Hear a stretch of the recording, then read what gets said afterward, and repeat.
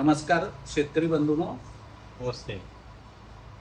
आज आपण खास हा कार्यक्रम आयोजित केलेला आहे. याचं मेन कारण आहे, माझ्याबरोबर आमचे मित्र जगताप साहेब आहेत, नमस्ते. की जे हे कंपोस्टचं काम पाहतात सगळं. अच्छा. तर हे जे राजाराम कंपोस्ट आहे, ते गेल्या वेळी आपलं काय झालं साहेब, गेल्या वेळी आपण करू शकलो नाही. सगळ्या शेतकऱ्यांनी लक्षात ठेवा, गेल्या वेळी आम्ही काय करू शकलो म्हणजे रब्बीला आपण पुरू शकलो नाही, कारण जेवढी मागणी होती त्यापेक्षा म्हणजे प्रोडक्शन होतं त्यापेक्षा आपलं मागणी जास्त झाली होती. आता ह्यावेळी मात्र आम्ही ठरवलंय की आता खरीप सीझन चालू होत आहे, अजून तुम्हाला 1 महिना वेळ आहे. तर ज्या शेतकऱ्यांना बायो कंपोस्ट पाहिजे आहे किंवा फॉस्फेट पाहिजे आहे, बायो किंवा पोटॅश पाहिजे आहे, तर अशा सगळ्या शेतकऱ्यांनी आपली जी मागणी आहे ती थोडी आगाऊ करावी. कारण आम्ही मॅक्झिमम 5,000 टनापर्यंत प्रोडक्शन करू शकतोय 31 मे नंतर, आणि पावसाळ्यानंतर थोडं प्रोडक्शनला प्रॉब्लेम येतात. तर सगळ्यांनी लक्षात ठेवा, ज्यांना कुणाला राजाराम बायो कंपोस्ट पाहिजे अशा सगळ्या शेतकऱ्यांनी आपली मागणी आपल्या डीलरकड किंवा डायरेक्ट तुम्हाला जे आता ह्याच्यावर जे नंबर येतील त्याच्यावर डायरेक्ट तुम्ही मागणी नोंदवू शकता. आता मागणी नोंदवताना काय करायचं आहे, तर मिनिमम 50% तुम्ही पेमेंट टाकायचं आहे, आणि ज्या दिवशी गाडी निघेल त्या दिवशी परत 50% पेमेंट टाकायचं आहे. म्हणजे हे पेमेंट भरल्याशिवाय गाडी निघणार नाही. आता ज्यांचं 300 बॅग ऑर्डर असेल त्यांना घरी पोहोचणार, किंवा तुम्ही काय करा, 1-2 गावातले जे डीलर लोक आहेत, डीलरनी काय करायचं, तर 2-3 शेतकरी मिळून ऑर्डर घ्यायची. कमीत कमी 15 टन, जास्तीत जास्त 30 टन ते 35 टनापर्यंत तुम्ही ऑर्डर घेऊ शकता, आणि 2 ते 3 ठिकाणी तुम्हाला हे पोच करायची व्यवस्था करतो. आता जे नागपूर साईड आहे, अमरावती आहे, कळलं का, किंवा भंडारा आहे, तर अशा शेतकऱ्यांना हे अंतर फार पडतं, त्यामुळं जरा ट्रान्सपोर्ट वाढतोय. तर ज्या त्यावेळी प्रत्येक भागामध्ये पोच करायसाठी काय ट्रान्सपोर्ट असेल ते आम्ही तुम्हाला सांगू, किंवा पोचचे दर काय असतील या दोन्हीपैकी एक तुम्हाला सांगितलं जाईल. आतापर्यंत आपण नागपूरला 750 रुपयापर्यंत पोच देत होतो, काही ठिकाणी 700 रुपयेपर्यंत पोच देत होतो. जसं जवळ येईल थोडं जरा ते अमाऊंट कमी कमी होत जाईल. तर सगळ्यांनी लक्षात ठेवा की तुमची मागणी कोणत्याही परिस्थितीत 31 मे पूर्वी करायची आहे, कळलं का. त्या खाली तुम्हाला नंबर दिले जातील, त्या नंबरवर तुम्ही मागणी नोंदवायची आहे, आणि ते मागणी नोंदवायची हे ज्यावेळेला एपिसोड पब्लिक होईल त्यावेळेपासून तुम्ही मागणी नोंदवू शकता. आणि सगळ्यांनी लक्षात ठेवा, पोचची व्यवस्था आहे, बाकी काही काळजी करायची नाही. पण कुठं 10 बॅग 20 बॅग असं तुम्हाला पोच मिळणार नाही. तर ठराविक ठिकाणी तुम्हाला पोच केलं जाईल. तिथून जो ट्रान्सपोर्ट असेल, ज्यांना कमी क्वांटिटी लागेल त्यांनी तिथं घेऊन जायचे. आता हे जे बायो कंपोस्ट आहे वापरायचं किती, तर आता सगळ्यांनी लक्षात ठेवा, ज्यांच्याकडे सोयाबीन करायचं आहे तर सोयाबीनला एकरी साहेब किती 5 बॅग वापरायच्या, 5 बॅग एकरी 5 बॅग वापरायच्या. दुसरी गोष्ट, कालच आपण एपिसोड केलाय ते तुम्हाला बघायला मिळेल. तर सोयाबीनला सीड ट्रीटमेंट कंपल्सरी आहे बाहेरची अल्ट्रासीची, आणि 5 बॅग कंपोस्टच्या वापरायच्या.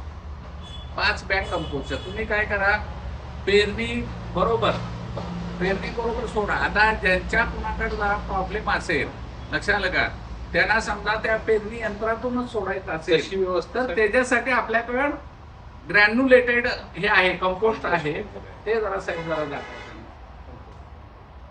असं तिथे घ्या.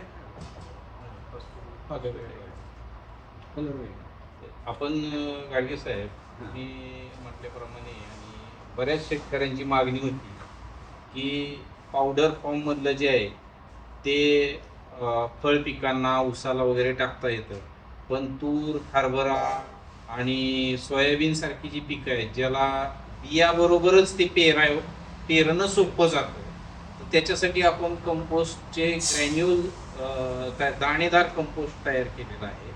हेच क्वालिटी आहे. बायोरिच, अल्ट्रासी सगळं व्यवस्थित प्रमाणात वापरून आपण त्याचे ग्रॅन्युल तयार केलेले आहे. आणि सगळ्यात महत्वाची गोष्ट म्हणजे हे जे ग्रॅन्युल आहेत हे कोल्ड ग्रॅन्युल आहेत. हे बघा शेतकरी बंधूंनो, हे कोल्ड ग्रॅन्युल याचा अर्थ ह्याला कुठलीही गरम ट्रीटमेंट दिलेली नाहीये, जेणेकरून याच्यातले जे उपयुक्त जीवाणू वगैरे आहेत ते जीवाणू मरणार नाहीत. अशी आणि व्यवस्था केली. अशी व्यवस्था केलेली आहे साहेब आपण. हा म्हणजे आणि हे तुम्हीच आम्हाला हे बोलला होता. जवळजवळ बायो फर्टिलायझर असल्यासारखंच आहे. होय, बायो फर्टिलायझर आणि पेरायला अतिशय सोपं. बियाबरोबर तुम्ही हे पेरू शकता. आणि सगळ्यांनी लक्षात ठेवा, या बायो कंपोस्ट मध्ये किंवा पोटॅश मध्ये किंवा फॉस्फेट मध्ये तुम्हाला काय मिक्स केलेलं आहे, तर बायो रिच अल्ट्रासी already mix मिक्स केलंय. केलेलं आहे. त्यामुळे तुम्हाला 1-2 वेळची व्यवस्था त्याच्यामध्ये आहे. त्यामुळे जे शेतकरी बाहेरीचे अल्ट्रासी वापरतात त्यांनी जर 5 पोती कंपोस्ट वापरलं तर तुम्हाला 1 किंवा 2 वेळेला बाहेरीचे अल्ट्रासी नाही सोडलं तरी तरी चालेल. कळलं का? अशी व्यवस्था आहे, म्हणजे सोपं काम आहे. हे मात्र काय करा, जे शेतकरी आहेत की ज्यांना शक्य नाही आहे, आता ह्याच्यामुळं काय होणार आहे, तर तुमचा दर 200-250 रुपये बॅगला वाढणार आहे. गरज नाही आहे, लक्षात आलं का? पण ज्यांना शक्यच नाही आहे, पेरणालाच पाहिजे, अशा शेतकऱ्यांनी हे ग्रॅन्युअल वापरायला अगदी काय बरोबर. हरकत नाही. अगदी लक्षात आलं, बरोबर ना? अगदी बरोबर. उगीच खर्च वाढवण्यात हा. काय अर्थ नाही. नाही, बरोबर आहे. आणि जे हे वापरू शकतात त्यांना काही प्रॉब्लेम नाही. आता हे जे कंपोस्ट आहे त्या कंपोस्टची एक सॅम्पल घ्या. आता बघा, सगळ्या शेतकऱ्यांनी लक्षात घ्या, हे कंपोस्ट कसं आहे, त्याचा वास येत नाहीये, कळलं का? जसं बाकीच्या कंपोस्टचे तुम्हाला वास येतात, हे जे काय म्हणतो प्रेसमडचा वास प्रेसमडचा वास येतो, तर तो हा वास येणार नाही. कारण काय, ह्याच्यामध्ये काय केलेलं आहे, तर आपलं सोयाबीनचा हस्क आहे त्याच्यापासून कंपोस्ट तयार केलेला आहे. सोयाबीन हस्क म्हणजे वरचं टर्फ, सोयाबीनचा भुसा. सोयाबीनचा भुसा थोडक्यात, आणि वरचं टर्फ एकत्र करून त्याचं काय केलेलं आहे, कंपोस्ट केलेलं आहे. आणि कंपोस्ट करताना सुद्धा बायरिच वापरलेलं आहे, लक्षात का? वापरलेलं आहे कंपोस्ट करताना. हे तयार कंपोस्टिंग करताना प्रोसेस करतानाच आपण ते वापरलेलं आहे. आणि याच्यात 40% जास्त चिकन मॅन्युअर आहे, कोंबडीचे शीट आहे, आणि ते अंड्यावरच्या कोंबडीचं आहे. अंड्यावरच्या कोंबडीचं शीट आपण वापरलेलं आहे. शीत म्हणजे आपण त्याला काय म्हणू, कोंबडी खत. हा, कोंबडी खत. अंड्याच्या कोंबडीचं कोंबडी खत. लक्षात ठेवा की हे 40% आहे. होय, 40%. 30% सोयाबीन हस्क, सोयाबीन हस्क आहे. 20% प्रेसमड कंपोस्ट. सोयाबीनची आणि- पेंट सुद्धा आता आम्ही टाकलेली आहे. असं. DOC. कारण नायट्रोजन पर्सेंटेज आपण 1%च्या वरती 2%च्या वरती न्यायचं होतं आपल्याला. आता कसं, त्यामुळं सगळ्यांनी लक्षात ठेवा, पोत्यामध्ये तुमच्या लिहिलेल्या 0.5 NPK, पण ह्याच्यात NPK प्लस आहे, एवढं लक्षात ठेवा. जवळजवळ 1.5 ते 2% 1.5 ते 2% पर्यंत N आहे. पी किती असेल, 3%. 3% पी आहे, आणि के पण 3%. 3% आहे. आणि सगळे म्हणजे लक्षात- मायक्रोन्यूट्रिएंट 1% आहे. मायक्रोन्यूट्रन मध्ये कंपोस्ट मधलेच, केमिकल टाकलेलं नाही. केमिकल. तुम्ही सगळ्यांनी लक्षात ठेवायात, मायक्रोन्यूट्रिएंट आहे, नंतर एन आहे, पी आहे, के आहे. आता NPK फार कमी लागतं. आपण ऑर्गॅनिक फार्मिंग करणाऱ्या शेतकऱ्यांना सगळ्यांना माहित आहे की NPK फार कमी लागतं. लक्षात आलं का? आणि ते जे लागतं ते आपण ह्यातनं देऊ शकतो. ऑलरेडी दिलेलं आहे. लक्षात आलं का? हो. तुम्ही 5 पोती हे दिला की तुमचा विषय मिटतो सोयाबीन वाल्यांचा. आता जे मराठवाडा विदर्भामधले शेतकरी आहेत जे कापूस करतात, कापूसवाल्या शेतकऱ्यांनी कंपल्सरी सीड ट्रीटमेंट द्यायचे, बरोबर.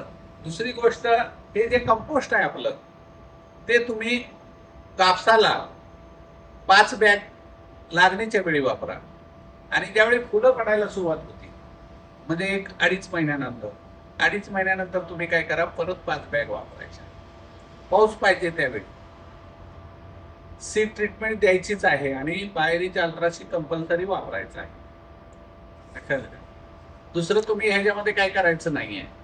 आता सर तुम्हाला सांगायचं म्हणजे, गेल्या वर्षी त्यांनी हे केलं, आपलं कापूस केला आपल्या पद्धतीने. तर त्यांच्यावर आता समजा रासायनिकचा कापूस असेल आणि त्याच्यात 30-35 बोंड असतील, तर आपल्याकडे 100 पर्यंत पोहोचला. इतका फरक आहे, किरकोळ फरक पडत नाही, जवळपास दुखणी फरक. आणि साईज पण चांगली येते, बोंडाची साईज चांगली येते. आता जे तूर करणारे शेतकरी आहेत, तुरीला 5च बॅग वापरायच्या, बाहेरीच्या अल्ट्राशीची ट्रीटमेंट द्यायची, 5 बॅग वापरायच्या, लक्षात आलं का? आणि नंतर 3 ते 4 फवारणी द्यायची. आता मला ते सांगायला लागत नाही शेतकऱ्यांना, फक्त काय करा, जे शेतकरी पहिल्यांदा नवीन वापरतात त्यांनी बाहेरीच, नुसतं बाहेरीच खालून वरून 1-2 वेळा एक्स्ट्रा घ्या, म्हणजे झाड मरणार नाही तुमचं. मर जी येते ती मर येणार नाही. आता बघा, ह्या वर्षी ज्या शेतकऱ्यांनी रब्बीला हरभरा केला होता, एकाही शेतकऱ्याच्या ज्यांनी ज्यांनी बाहेरची अल्ट्रासी कंपल्सरी वापरलाय त्याच्याने एकही झाड मेलं नाही. म्हणजे हे आता मर येते, मरच येत नाही. ही व्यवस्था आहे ह्याच्यामध्ये. औषध दुसरं कुठलं मारायचं नाहीये आपल्या पद्धतीमध्ये. तर तुम्ही कंपल्सरी तुरीसाठी 5 बॅग तुम्ही वापरायला काय अडचण नाही, कापसासाठी मात्र 10 बॅग वापरा. एक सुरुवातीला लावताना आणि परत एक 2.5-3 महिन्यांनी. कशाला, म्हणजे मुंबई यायच्या वेळी दुसरं काही करायला लागत नाही, काय आणायचं नाही, कोणाला विचारायचं नाही. पहिल्यापासून तुम्हाला शेतकऱ्यांना सगळ्यांना. आता ह्याच्याबद्दल काय अडचणी असल्या तर तुम्ही सांगा. आज आम्ही एक पेरूला प्लॉट आहे ते आपण बघूया. हा, आणि त्याचं पण रेकॉर्डिंग करून आपण टाकूया. तर एकदम सोपी साधी पद्धत आहे. कंपोस्ट, परत एकदा मी सांगतो, कंपोस्ट ज्यांना ज्यांना लागणार आहे त्यांनी 31 मे पूर्वीच रिक्वायरमेंट कळवायची. नाही तर गेल्या वर्ष मिळालं नाही, माझ्याकडे उशिरा आलं, कळलं का, माझी वेळ संपली, असं व्हायला नको. जे शेतकरी तुमचे हे जे आहेत संत्रा आणि मोसंबीवाले जे शेतकरी आहेत त्यांनी तर कंपल्सरी न चुकता अगोदर आवडून घेतल्या. पाऊस चालू झाला की सगळ्यांनी कंपल्सरी एकरी 10 बॅग खालून सोडायच्या आहेत कंपोस्टच्या. आता 10 बॅग ह्याला काय दुसरं काही लागत नाहीये, बरं का. एक 10 बॅग एकरी सोडल्या की बस होते, दुसरं काही करायचं नाही आपल्याला. तर मला वाटतं सगळ्या शेतकऱ्यांच्याही लक्षात आलं असेल. सगळ्यांनी कोणत्याही परिस्थितीमध्ये 31 मे पूर्वी आपली मागणी नोंदवा. पुन्हा मला मिळालं नाही हे जे तक्रार चालणार नाही. तर आपण साहेब, आपण या इथं थांबूया हा एपिसोड. नमस्कार. शेतकरी.